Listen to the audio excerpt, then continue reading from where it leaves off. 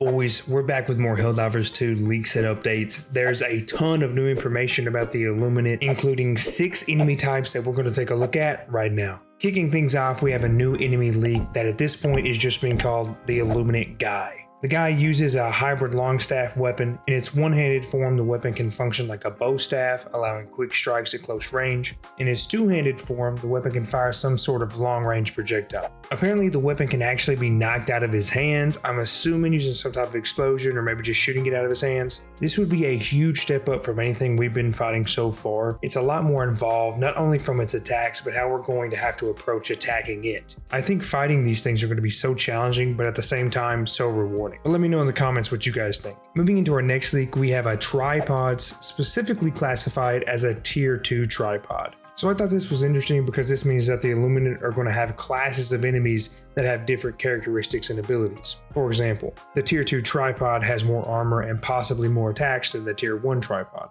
While both of the tripods look very similar, the tier 2 tripod is darker, a little bigger, and much more armored than the tier 1. Some community members are speculating that the tier 2 tripod will be capable of the death ball ability, absolutely terrifying, while tier 1 tripods will be limited to a beam and stomp attack. One thing we do know from the game files though is that the tier 2 tripod will explode upon death. Just looking at this thing terrifies me. Some other divers within the community are saying that they need to give it a foghorn. And I gotta be honest boys, I'm just trying to spread democracy, not survive in a horror game. Next up we have the Illuminate Adept or the Mage. According to the game files, the Adept is a wielder of magic. Some of the abilities that this has are sounding pretty wild. It's going to have the ability to dodge, so yay, fast boys. It has an ability called Void Flame. Not entirely sure what that entails, but I pray fire damage is fixed before I do find out. It's going to be able to alert its allies when spotting a diver. It could act like a fast scouting class style enemy, and it's apparently going to be able to hover a lot. This enemy already seems like it's going to be a hassle to deal with.